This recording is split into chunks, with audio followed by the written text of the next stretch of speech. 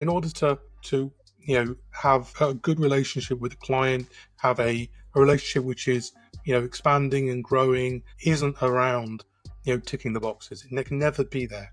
It's about building a strong relationship with that client. So getting those opportunities is like any sales function, right? You talk to loads of people, you try to find out what the problems are, you try to align the stuff that we've done previously and the stuff we're doing in our innovation teams with what the client's doing. And if we can help them solve a problem, brilliant. Happy days. Today, my guest is Shaine. Shaine is the founder of BigSpark. Shaine, welcome to my podcast. Thank you very much for joining me. Please introduce yourself, introduce the company, tell us what you guys do. Hi, thanks, Pete. My name's Shaine. I'm the founder of BigSpark, or one of the founders of BigSpark. BigSpark is a sort of data and AI consultancy. Well, we specialize in delivering high quality engineering and looking to crack those really hard problems. And we largely focused in the finance space, but we've worked in the new green energy sector. We've worked in the startup and the entertainment sector. We've done some stuff in the telecom sector. So we are spreading and growing. And hard problems, finance sector. I'm going to touch on that in just a second, but well done, a fantastic niche for a business, right? If you are cracking hard problems for companies with money, dealing with money, and you have the confidence, the skill sets to really tackle those hard problems, this is fantastic for the business. I take it there's a lot of software agencies, but a lot of them will actually say no to those. There's a lot of compliance, a lot of actually this tiny mistake could be very, very costly. Kudos to you for being brave and going, but we'll touch on this as well. That's you coming from the actually industry. Tell me first about the journey, how you really started, because pre-podcast we've discussed, and you actually come from the industry. You found there is a room for your services, for you opening this company. Talk me through this, please. So yeah, I think it's probably worthwhile sort of rewinding a bit back. Say go back 10 years, and big data was the thing. Everybody was jumping on that bandwagon, and it was an enormous wave, not as big as the AI stuff is, but still the way people were approaching data was transforming. Now, I was lucky enough to sort of be part of the delivery of those, whether it was for doing that first fashion analytics platform for EPAM Group many years ago, all the way to building the data lab for Deutsche Bank. And then finally, in the middle, I was sort of working on with my own startup, doing a recommendation engine for cars called CarSift, which we exited a few years ago now. I was hired into NatWest to help them deliver their strategic big data platform. Now, off the back of that, so we did that. Off the back of that, I was asked if I would happy to come and help them develop their analytics platform. And then subsequent to that, I was asked to look at helping deliver their cybersecurity platform for threat detection using some sort of standardized tooling. And then after that, worked on like the tactical data science platform and the strategic one, and then moved on to do financial crime. So that's a sort of a rough chain of where we went. Now, about 5 years ago, myself and my two co-founders, Richard and Chris, sort of came together. And what happened is that I'd been busily building the infrastructure and the capabilities for all of these platforms. But yeah, Richard had been there building the actual applications, talking to the business, figuring out how to use these new technologies and actually deliver things into production. And then Chris had been working in a different part of the organization, helping do data transformations, bring data into these platforms, enable them, allow us to start using the technology in different ways. And there was a sort of commingling of minds where we sort of spent a lot of time helping our main banking customer develop those capabilities. And when it came to the hard problems or the difficult projects or the ones that were critical, we tended to be either one of us or two of us or all three of us, when things were particularly ropey, will be brought onto those projects. So there was like a commingling of capabilities. And there was a meeting of minds as well, very much of three guys that like to get things done in the right way, but have a clear engineering mindset to deliver those functions. With some external sponsorship, we decided to sort of form BigSpark to, rather than offer our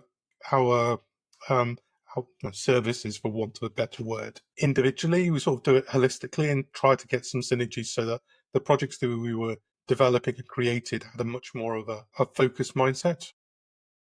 Yeah. So the day before the first lockdown, we started BigSpark. There was three of us, three of the original founders and BigSpark number one. A lady that's now a principal engineer. So we were very lucky to have her. She's a very clever young woman, and we're proud of her achievements as a former BigSpark. All of her own merit. She's very, very good. And so our first engagement turned from being an insight in an office in Edinburgh to got a phone call on Sunday night saying, no, you need to do it remote. Good luck. So that's where it sort of started. We very much sort of focused our energy and our time, doing good work, building good projects, talking to different parts of the organization, communicating how we would approach different problems. And it got to the point where other parts of the organization said, you're not free, but have you got anybody else who is, right? And that was probably the inflection point. Now, that first year was quite interesting because the three of us, originally had all been contractors, so providing contractor service to NatWest.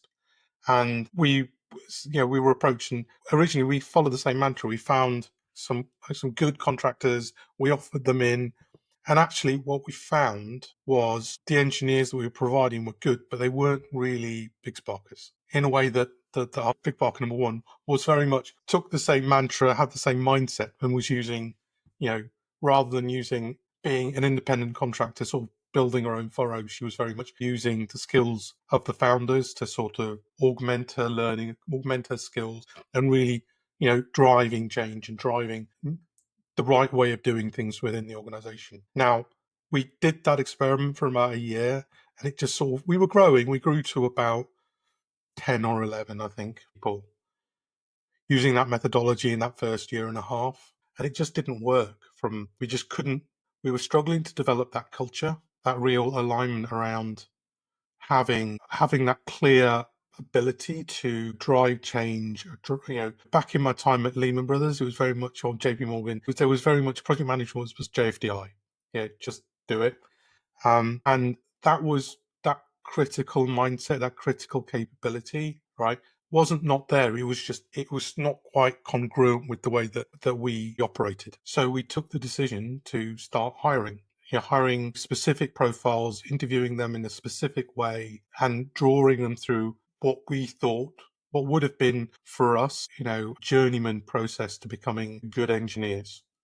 Both myself and one of the other founders, Rich, very much had a background in investment banking. We'd grown up in the same sort of ponds, driven through the same sort of projects, in different companies we'd never met before joining, NatWest. But that whole process, teaches you to behave in a certain way, operate in a certain way. And, sometimes we're looking for the direct line between 2 points, but other times we're not. We're looking for the most optimal path. What is the right thing to do? Because actually, this is just phase one of 20 steps before we can finally deliver that final solution, whatever that looks like. And having that bit more of a strategic view is something that we helped impart to these engineers. Now, we've grown now. For the first 3 years, we doubled in size every year, plus a bit more. Having engagements within our main client, within the core data technology and the data analytics department, within the financial crime, within fraud, within payments, but also with that very much of a data and data engineering focus. We were experts in Kafka. Well, we are experts in Kafka. We are experts in platforms like StreamSets, deep experience with technologies like Hadoop, like Spark. We have good experience developing technical platforms on AWS and Azure. And I think we grew our business within that one client through being really, really good and having really, really good engineers. And that goes back to the interview process. Originally, each person would have to be interviewed by all the directors. They'd have to produce a piece of work. They'd have to be willing to present that piece of work in the right way. And it was our hit rate, we would hire 1 in 10, but we were hire speculative. So we were perpetually looking for people. And if some weeks we found 3 good people, we just say, yes, please. And there'll be times where we're chatting on Slack while we're interviewing, and, we would be ready to offer them by the end of the interview. And that really accelerated our growth because actually what we were able to do is be quite proactive about hiring people and talking to them and bringing them into the fold. Because if it was a meeting of minds and they had the right engineering skills, right, we'd rather them to become aware for us than wait a few days and think about it, because actually what's there to think about? They're either a tick or they're not. And if they're not, let's just be honest with them.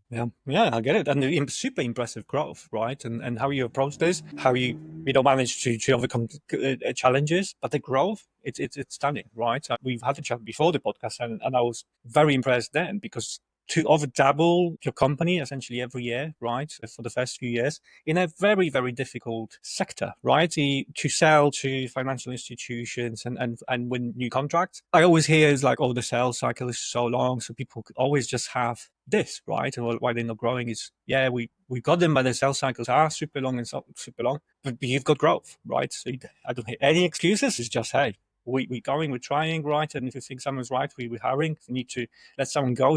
We're letting someone go, right? And it's all essentially progress. Fantastic. Okay.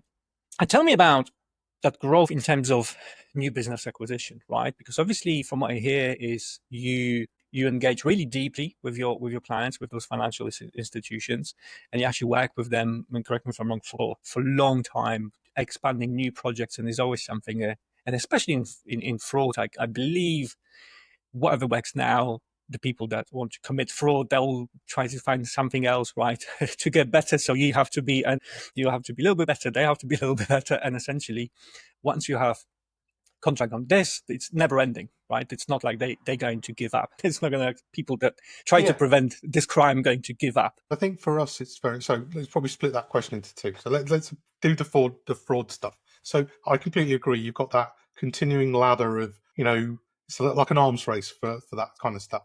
And I think the one key thing I would probably say for that is that in the fraud area, the ability of our sort of really great engineers to not just do the thing in front of them, but actually start thinking about how we develop, how we can maintain, how we can support the community of engineers around them to develop them. And so actually what you do is not only building a foundational capability with our engineers, but our clients are able to use our engineers to sort of build and expand best practice, good knowledge, a bit of that JFDI spirit to sort of not build that first, build a pyramid of capability so that actually that arms race, taking each step forward, your velocity increases, your speed of performance increases, and you're not so much subject to, when there is a big technology change or a change of direction or change of strategy from an organizational perspective, your engineers are much more resilient to, that's fine, we're doing this thing, we know that, I've got an eye on that, you've told us about that, this is our plan. And I think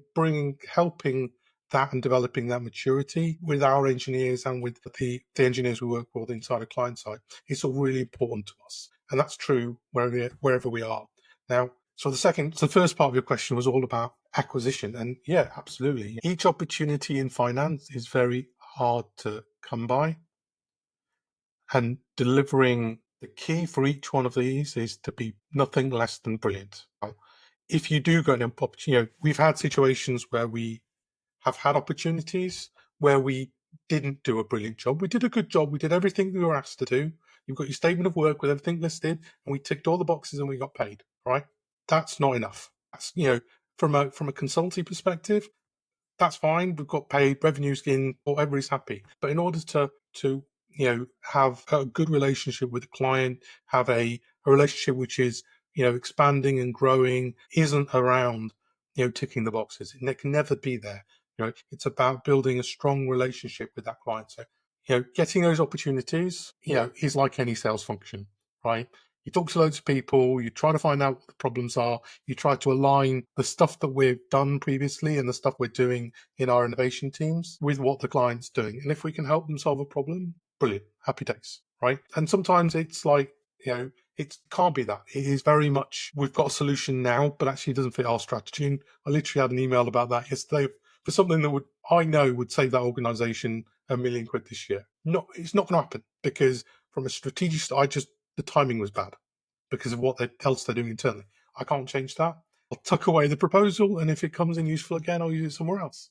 And that's really important. Now, from that, that traditional sales conform, that's all it takes, and you just need to grind through your contacts, speak to people, and the generation of opportunities is a challenge. Whether it's in finance, for finance, if I meet somebody tomorrow I don't think, even best case scenario, I don't think I'll sign a deal earliest before November, and that's a good cadence. That's sort of the cycle. Now, when we land and do get opportunity, we not only need to do a good job, we just need them to say, look, we need those internal team members to go, it'd be really good if we had that BigSpark guy here again, because he could have solved that problem that we're struggling with. And if you can't create that internal buzz around the services you're providing, it's probably worthwhile looking at the things you're doing and understanding how you could. And that those retrospectives that we run after each engagement are really powerful for not just us understanding what went well, what went badly, but actually how we can then lift our game again. And whether it's more people or better ideas or different ideas, we're always trying to bring something new to the table. Yeah, I've absolutely loved this. The mindset about this, right? It's not let's just land the deal and give them some pre-made product or anything like this, right? It's actually when you are there in first conversation, actually you thinking of the long-term engagement, right? How can I over deliver, in sensitive matter? How can I integrate with the team, with the internal team? That will be there. There will be having the challenges. From my ear, there are loads of challenges. And where they're going to have them? They solved this set of challenges. There'll be another one next year, right? And you want to be really helping them solve them, right? And bringing your expertise and your resources. This is fantastic. Now, I want to break down how, because obviously you understand this completely. You need to talk to a lot of people. You're not going to be pitching anything, right, this quarter at all. You're just going to be working on relationship. Me and you probably know that even as a consultant, you need to win the right for a true consultation. Right? You can have some ideas, but consultation is not going to happen before you're going to earn this permission, build that relationship in the first place, so someone lets you in into the challenges and problems. Right? So, what's been working for you recently to start those conversations in a sector that is actually very difficult to approach very often? I think so. It's always good to have that. I don't want, the best word for it is probably hook, but it's not quite the right word. It's around having those series of signals in the conversation that you're having with the person. So sometimes it's, being in that event, shaking a few hands, having a few conversations, making a few jokes, sometimes I think everybody's always wary of salespeople, right? Nobody wants to be sold to. They're just, if they want to buy something off you, they'll phone you, which is fine. I'm happy with that as well. From my perspective, all I'm trying to do is be helpful, right? If somebody has a problem or wants to have a chat about something, I'm the first person to call. If somebody's got a new idea or wants to bounce the ball off me, I'm happy to do that. Being out there and available and willing to talk without I've got an agenda, because actually I don't.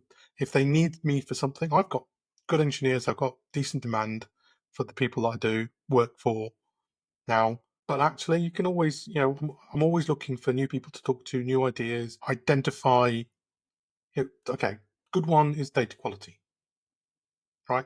There are data quality tools out there. There are some really high quality stuff, right?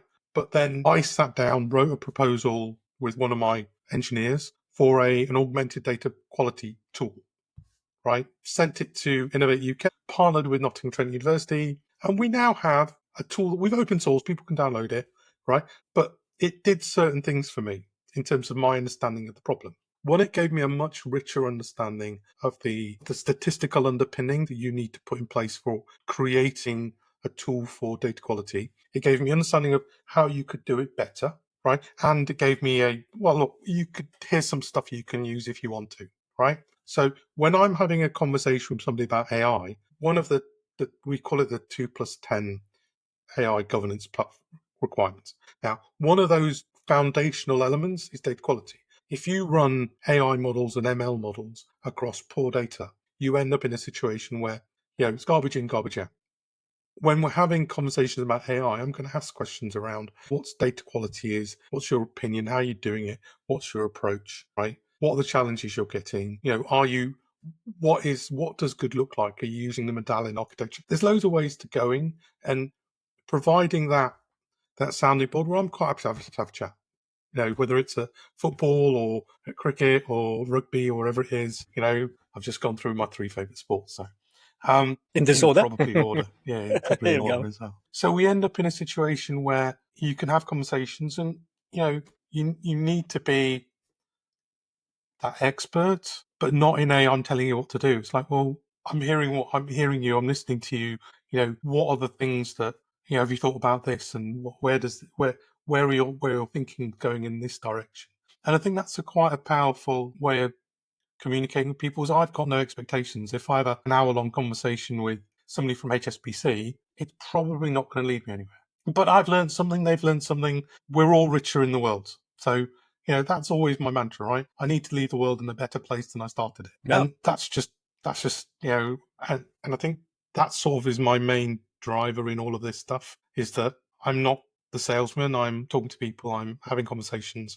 Yeah. If somebody thinks I can help them, brilliant. If they can't, hopefully they'll have picked up something they can use elsewhere. I'm a big believer in open source and that kind of stuff as well, which sort of feeds into the same theme. Yeah, amazing. I absolutely love this, because what I'm hearing is open source, obviously, that just screams, right? Hey, we've built this, we've worked on this, whoever can actually benefit from this, here it is for you, right? And I love this approach of, and when I meet sometimes salespeople that are so outcome focused from the very beginning of conversation, it makes them impatient, makes the conversation go this one direction, right? Very difficult to start relationship, because it's just hanging in the air that the recipients would just wait. Well, when are you getting your presentation out, right, and pitching to me? And you have different approach, right? The approach that I absolutely love, which is, hey, I'm connecting with the right person from the industry. There's no agenda. I just want repetition. You know that how many deals you sign is going to be aligned with how many new people you speak to from the industry, right?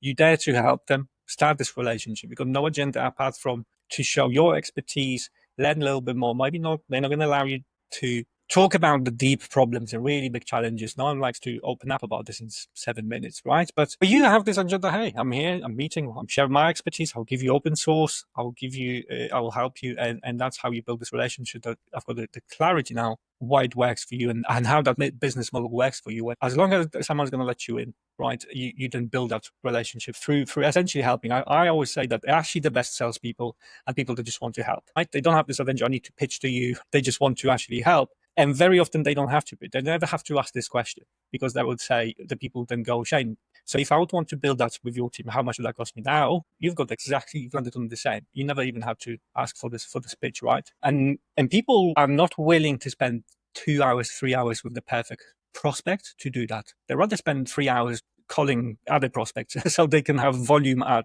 people, instead of spending 2 hours with the perfect prospect without that agenda. Obviously, they have the goal of, hey, if one day I can pitch you, but it's not their top priority. Absolutely love this approach. Absolutely love this. And it allowed you to grow. But let's talk about it, because I also want to know, you have pretty ambitious plans for the next couple of years in terms of growth, right? So I would like to understand, is there something you're changing in the activities, or changing in the approach, or is it something with something new you've been building that you're very optimistic about the future? Yeah, so there's a couple of areas that probably we've strategically hired a lady called Kate Hughes, who ex-Microsoft, EPAM, led sort of major deliveries for Microsoft for many, many years, and retrained to be a lawyer, trained in the law, and is our head of AI. And we hired her a year or so ago. And so she's been building our AI governance platform. So that's quite powerful. And that's the direction of travel that we want to go in. We're developing that. We just concluded an acquisition for a synthetic data. I'll reverse back a bit, because that's probably worth a bit of context. So about 4 or 5 years ago, no, probably about 3 years ago now, I had this idea of all the data projects I'd worked on. I kept seeing the same problems, right? Data quality, right? Getting, faker data or testable data into lower environments, so engineers could develop and do with a bit of freedom, and data testing, right? Those are consistent themes that you'll see in every retrospective of every single company, of any data strategy I've ever gone in. Those will be 3 things I'll call out every single time. Now, obviously, we've started a KTP on data quality. We've purchased Hazel, which solves a fairly significant. They use AI agents to do data, to generate data, not from seeds, but actually from the bottom up. So you get like an entire library of, for example, you get a customer, their transactions are, they create like a mini world and they generate data for the mini world and they're just growing the world out. So it's quite an interesting approach to creating that universe of data with a whole heap of stuff. And you'll hopefully see an announcement from us later this year, hopefully. That's dates. It's one of those dates keeps drifting out on how we think you should do data testing, but it's very much driven by like a behavioral driven development approach to defining your test scenarios as part of your specifications. It's taking what's already out there, but taking a much more of a data flavor to it. So you can take synthetic data and use the tooling that we've created. So I think it's quite powerful. So that's our one tranche of doing that thing. So hiring industry expertise, which has credibility, and they operate in a similar way to I do. They have conversation. We're just trying to help. Hazel is doing a lot of work, and you'll see this on LinkedIn with the FCA on their data sandbox. And so a lot of the synthetic data is provided by Hazel and the tooling that BigSpark producing. We're carrying on with that good work to accelerate adoption of new technologies into the finance area. Mm-hmm. For us, there's another strand, which is something called SRE, Service Reliability Engineering. It's a Google sort of mentality on, treating production platforms rather than break fixing and waiting for things to go wrong. Much more active maintenance. Let's monitor, let's fix things before they break. And we've hired a small cadre of engineers and a couple of junior engineers who are developing and getting better and better and better. Our first product in that space is like a maturity assessment in the SRE space. We've got strategic hires potentially coming into other spaces. So hiring those semi-experts where they have expertise in, like I and my other founders can't be the experts in anything. We're good at the things we're good at. We're really clever at them, but actually widening that out and doing more and more and more, it thins out our capability. And hiring really great people at that level who are able to form practices around them is really quite key to the way we're progressing forward and building those, like I said, those long burning opportunities and driving things, but actually with much more of a product focus, so that what we're not doing is we're looking to solve industry problems. So you can solve your problems like this. An area that I looked at previously and didn't really get that traction is within the water industry, water utility industry in the UK. Obviously, it's a bit of a hot topic now, but it wasn't when I looked at it a few years ago. Being able to produce that asset register for stuff that the water company had put in the ground but they've forgotten about is quite powerful. Being able to provide much better workflows and using AI to help optimize how the effectiveness of the work they're doing was one of the things we looked at. Now, I suspect all of that stuff will catch up in the next couple of years, but it's sometimes right person, right time, right technology. And sometimes you're just not there. It's not ready, or you're too early or you're too late. And I've been there a couple of times in the past. Yeah. And so you just can't sweat the small stuff sometimes. Yeah. That's why consistency is key, and just being there, putting those people as well into your ecosystem, right? Because if there's synergy, the timing is always going to be a question. So might as well just do it, right? And have them and check in from time to time. Awesome. Now we've been talking for some time, so I'm going to be wrapping up. I wanted to obviously ask you, especially if someone would like to keep updated on what you do and then find everything that you've been talking about and your specialty, where can they find more information about you? Yeah, just hit me up on LinkedIn. Quite happy to, like I said, I'm always happy to have a chat. I have office hours most afternoons, and happy to have a conversation. If you want to find out a bit more about BigSpark, our LinkedIn profile's there. Our website is bigspark.dev. Have a look. We've also got bigspark.ai. We're doing merging those together at the end of the month.